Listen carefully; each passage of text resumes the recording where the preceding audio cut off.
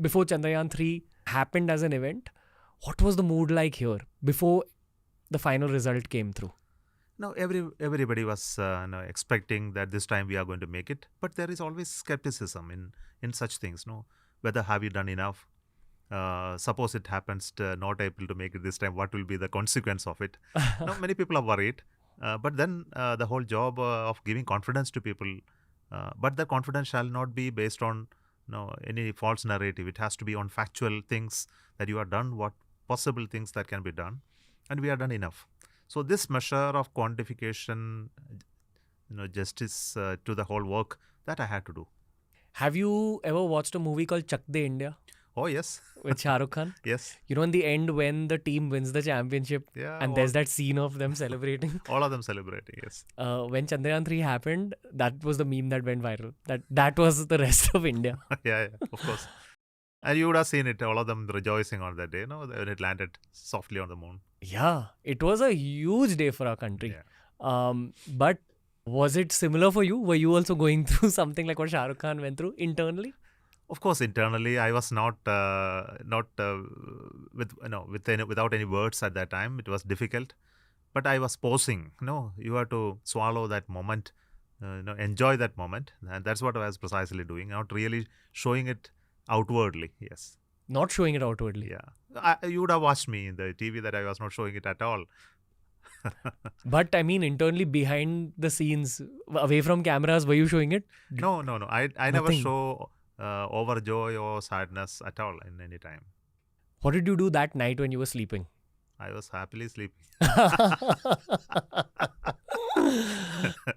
There was no celebration? No celebration. So, see, many times people watched ISRO, always wondered. So, some foreigners who came to launch satellites, they asked me, what do you do for recreation? More work? So, you can understand that. Really? Yeah. Wow.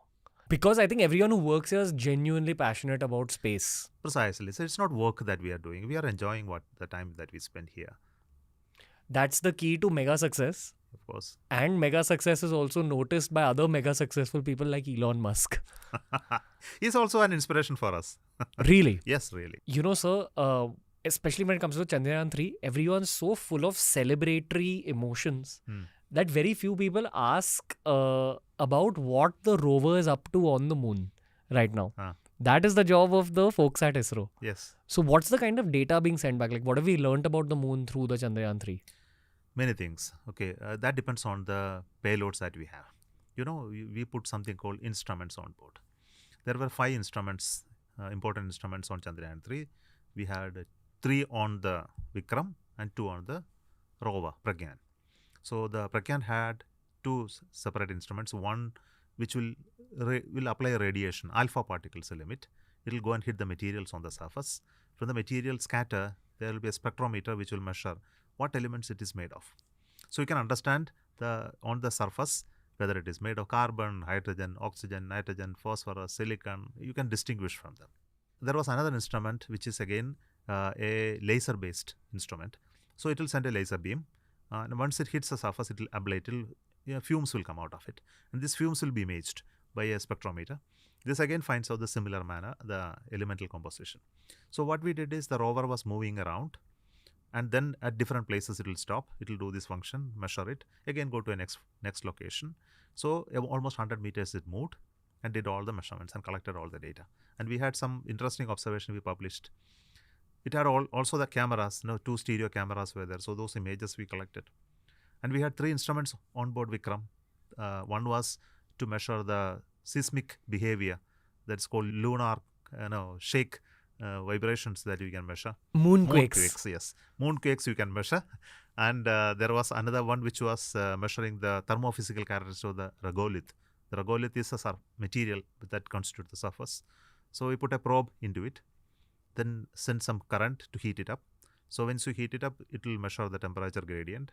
And from that, you can measure how the conductivity, the electrical properties, things like that. Wow. Then we had a probe that was almost 1 meter long. It was swinging open. Then it will measure the electrons around. There is no atmosphere. So because of that, it is charged. So this charging will happen day and night with the sunlight.